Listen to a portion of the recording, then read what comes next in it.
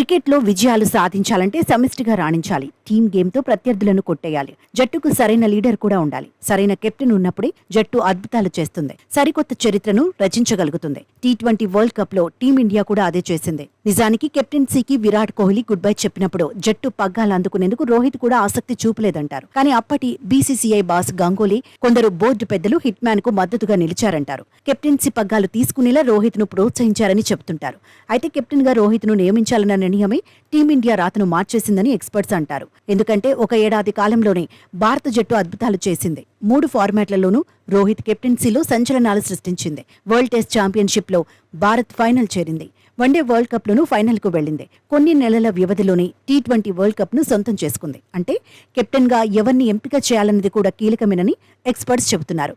ఫ్యూచర్ను దృష్టిలో పెట్టుకుని జట్టు పగ్గాలను అందించాలంటున్నారు. కెప్టెన్సీపై కొత్త కోచ్ గంభీర్ ప్రణాళికలు ఎలా ఉంటాయన్నది కూడా ఆసక్తికరంగా మారింది. త్వరలోనే శ్రీలంకకు భారత జట్టు వెళ్లనుంది. అక్కడ 3 టీ20లు 3 వన్డేలు ఆడుతుంది. ఈ నెల 27న తొలి టీ20, 28న రెండో టీ20, 30న మూడో టీ20 ఉంటుంది.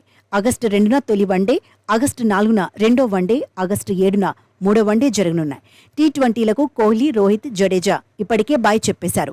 శ్రీలంకతో వన్డేల్లోనూ రోహిత్, కోహ్లీకి రెస్ట్ ఇవ్వడం ఖాయమంటున్నారు. బుమ్రాకు కూడా రెస్ట్ ఇచ్చే అవకాశాలున్నాయని కథనాలొస్తున్నాయి. అయితే వన్డే ఫార్మాట్ కు కెప్టెన్ గా కేఎల్ రాహుల్, టీ20 ఫార్మాట్ కు కెప్టెన్ గా పాండ్యాను ఎంపిక చేస్తారనే చర్చ జరుగుతోంది. ఇద్దరికీ గతంలో కెప్టెన్ గా పనిచేసిన అనుభవం ఉంది.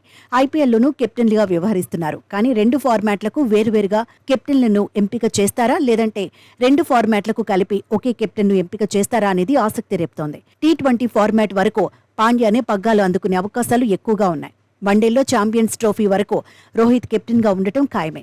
రోహిత్ వారసుడిగా సెలెక్టర్ల మనసులో ఎవరు ఉన్నారు? ఆ ప్లేయర్కి శ్రీలంక టూర్లో వన్డే జట్టు పగ్గాలు ఇస్తారా అనేది టాకింగ్ పాయింట్ గా మారింది. కొత్త కోచ్ గంభీర్, సెలెక్టర్లు కలిసి సరైన నిర్ణయాలు తీసుకోవాలని ఎక్స్పర్ట్స్ సూచిస్తున్నారు. మరోవైపు 3 ఫార్మాట్ల ప్లేయర్లపై గౌతీ క్లియర్ గా ఉన్నాడు. ఫిట్ గా ఉంటే 3 ఫార్మాట్లలోనూ ప్లేయర్లు ఆడాలన్నాడు. ఇంజ్యూరీ మేనేజ్మెంట్ ను తాను నమ్మనన్నాడు. గాయపడితే రికవరీ అయ్యాక మళ్లీ జట్టులోకి రావాలన్నాడు. ప్రతి ప్లేయర్ కు ఇంటర్నేషనల్ కెరియర్ తక్కువగానే ఉంటుందన్నాడు. ఆ సమయంలోనే వీలనన్ని ఎక్కువ మ్యాచ్లు ఆడాలని అభిప్రాయపడ్డాడు.